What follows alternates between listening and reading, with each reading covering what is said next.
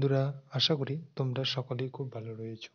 তো তোমরা প্রত্যেকেই জানো যে রেলওয়ে গ্রুপ ডি নিয়ে একটা কোর্টে কেস রয়েছে।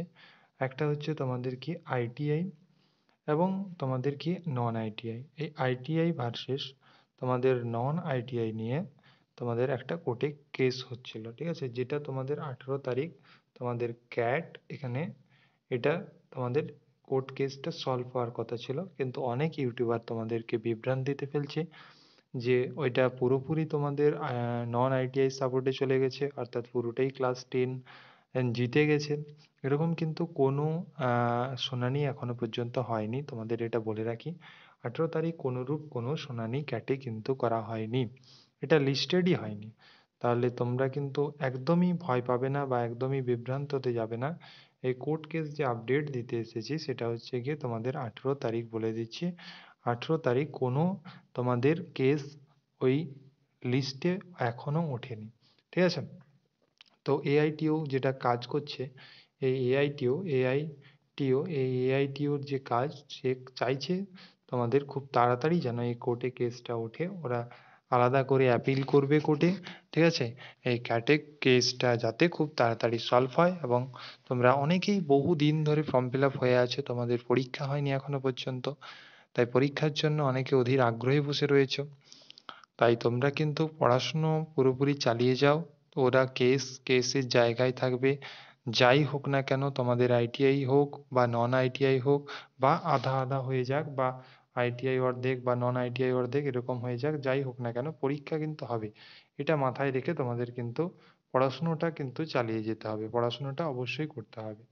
রেলের গ্রুপ ডির ক্ষেত্রে তোমাদের যেটা বলি সেটা হচ্ছে কি না, টোটাল ফর্ম ফিল আপ হয়েছে, দেখো টোটাল ফর্ম ফিল আপ কিন্তু খুব বেশি পরিমাণে হয়েছে, 1 কোটির বেশি, 1 কোটি প্লাস।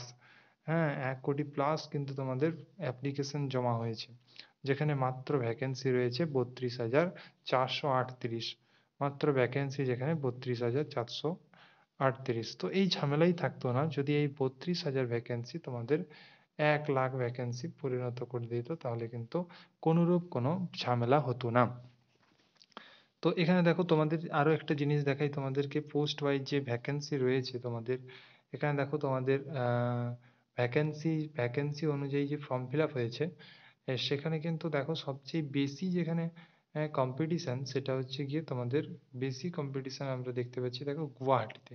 গুয়াহাটিতে দেখেছো, গুয়াহাটিতে তোমাদের কম্পিটিশন, কম্পিটিশন দেখেছো, 524 জনে একটা সিট আছে, 524 জনে একজন পাবে এখানে, ঠিক আছে? আমাদের কলকাতাতে যদি দেখি, কলকাতাতে দেখো 174-এ একজন পাবে, ঠিক আছে? 174-এ একজন পাবে। দেখেছো কি পরিমাণে কম্পিটিশন হতে চলেছে? তাই কিন্তু তোমাদের এই কম্পিটিশন থেকে রক্ষা পেতে গেলে তোমাদের কিন্তু স্মার্ট স্টাডি করে যেতে হবে। তোমাদেরকে পড়াশুনো করলে হবে না, পড়াশুনোটাকে ঠিক মতো করে করতে হবে, এবং যাতে তোমরা পরীক্ষায় খুব ভালো মানের একটা ফুল মার্ক পেতে পারো, সেই দিকে কিন্তু তোমাদেরকে ভাবনা চিন্তাটা করতে হবে। ওকে, তো তার জন্য তোমাদের একটা এই চ্যানেলের তরফ থেকে তোমাদের একটা ফ্রি গিফট আমি দিচ্ছি, ফ্রি গিফট।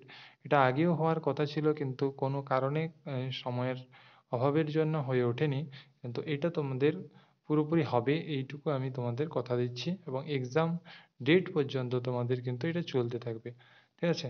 তো এটা কিন্তু তোমরা অবশ্যই ফলো করবে। আমি এটুকু বলে দিই তোমাদের, যারা তোমরা এএলপি টেকনিশিয়ান এবং গ্রুপ ডির জন্য প্রিপারেশন নিচ্ছ, তারা কিন্তু এই ক্লাসগুলো দেখলে এখান থেকে তোমরা কিন্তু 100% কিন্তু কমন পেয়ে যাবে। তো আমি তোমাদের শতকরা থেকে শুরু করব। শতকরা থেকে তোমাদের দেখো চ্যাপ্টার ওয়াইজ PYQ। এই দেখো এটা তোমাদের এএলপি এবং টেকনিশিয়ান 2019-এর প্রশ্ন থেকে এসেছিল, ঠিক আছে? সেই সমস্ত তোমাদের পুরোপুরি PYQ যা প্রশ্ন এসেছে টাইপ ওয়াইজ তোমাদের কিন্তু পুরোপুরি ম্যাথ আমি কমপ্লিট করিয়ে দেবো, যেখানে তোমরা যাদের ফাউন্ডেশন কমপ্লিট হয়ে গেছে তারা রিভিশন করে নিতে পারবে, এবং যারা একদমই ম্যাথ পড়োনি তাদেরও কিন্তু এখানে হয়ে যাবে, কারণ আমি এখানে কনসেপ্ট বলে তারপরে তোমাদের কিন্তু ম্যাথগুলোকে করাবো। তো কোনোরূপ কোনো চিন্তার কারণ নেই, তোমরা অবশ্যই চ্যানেলটিকে সাবস্ক্রাইব করে নাও এক্ষুনি। যারা নতুন রয়েছো তারা কিন্তু অবশ্যই সাবস্ক্রাইব করে নাও, যাতে তোমরা পরীক্ষায় এই পরীক্ষাটা যেন হাতছাড়া না হয় এবং খুব সহজেই যেন পেয়ে যাও, ঠিক আছে? এখানে আমি বলে দিই তোমাদের যেটা টার্গেট হচ্ছে গিয়ে এএলপি টেকনিশিয়ান এবং গ্রুপ ডি। এনটিপিসিরও টার্গেট রয়েছে, কারণ এনটিপিসিরও আমি পিওয়াইকিউ নিয়েছি। তো এখানে যেটা মোস্ট প্রবাবলি তোমাদের গুরুত্ব দেওয়া হবে সেটা হচ্ছে এএলপি টেকনিশিয়ান এবং গ্রুপ ডি। ফুল মার্ক পুরোপুরি তোমাদের এখান থেকে কমন আমি 100% বলে দিচ্ছি, ঠিক আছে? এছাড়া তোমরা হয়তো জানো কি না জানি না, যারা এএলপি টেকনিশিয়ান এবং গ্রুপ ডির ক্ষেত্রে যারা পরীক্ষা দাও, তাদের একটা সায়েন্স থেকে তোমাদের প্রশ্ন করা হয়ে থাকে, সায়েন্স থেকে বেশ নাম্বার ক্যারি করে। তো এই সায়েন্সে তোমরা যদি ফুল মার্ক পেতে চাও, তাহলে তোমাদের একটাই কাজ হচ্ছে গিয়ে, সেটা হচ্ছে ক্লাস 9-10 তোমাদের এনসিইআরটি ফলো করতে হবে। এই এনসিইআরটির বাইরে তোমাদের সায়েন্সের কোনো প্রশ্ন করা হয় না, এটুকু কিন্তু মাথায় রাখো। তোমাদের লাইন তুলে তুলে এখান থেকেই প্রশ্ন করা হয়ে থাকে। তাই এনসিইআরটি যারা পড়েছো এবং যারা পড়োনি তারা কিন্তু আমার সঙ্গে পড়ে নিতে পারো। ক্লাস 10 থেকে আমি এনসিইআরটি শুরু করব, ফার্স্ট ক্লাস 10 করাবো, তারপরে ক্লাস 9 পড়াবো। ফার্স্ট দেখো যে চ্যাপ্টার রয়েছে রাসায়নিক বিক্রিয়া এবং সমীকরণ, পুরো লাইন ধরে ধরে তোমাদের আলোচনা করিয়ে দেবো। এটাও কিন্তু তোমরা অবশ্যই করবে, যাতে তোমরা খুব ভালো সায়েন্সে স্কোর করতে পারো, ঠিক আছে? রাসায়নিক বিক্রিয়া এবং সমীকরণ এটাই তোমাদের ফার্স্ট ক্লাস থাকবে, এবং একটা ক্লাসেই একটা চ্যাপ্টারকে কমপ্লিট করিয়ে দেওয়ার চেষ্টা করব। হয়তো তোমাদের পার্ট 2 আসতে পারে, কিন্তু এই ক্লাসগুলো তোমাদেরকে কন্টিনিউ করতে হবে। চ্যানেলে যদি নতুন হও, তাহলে অবশ্যই চ্যানেলটিকে সাবস্ক্রাইব করে রাখো এই ক্লাসগুলোকে দেখার জন্য, এবং আইটিআই জব রিলেটেড সমস্ত কিছু আপডেট এখান থেকে তোমরা পেয়ে যাবে। তাই বলবো এটাকে তোমরা সাবস্ক্রাইব করে রাখো, এবং বন্ধুদের মধ্যেও এইটা শেয়ার করে দাও, যাতে প্রত্যেকে এখান থেকে প্রিপারেশন নিয়ে একটা জব সিকিউর করতে পারে। তো thank you for watching. Next ভিডিওতে আবার দেখা হচ্ছে।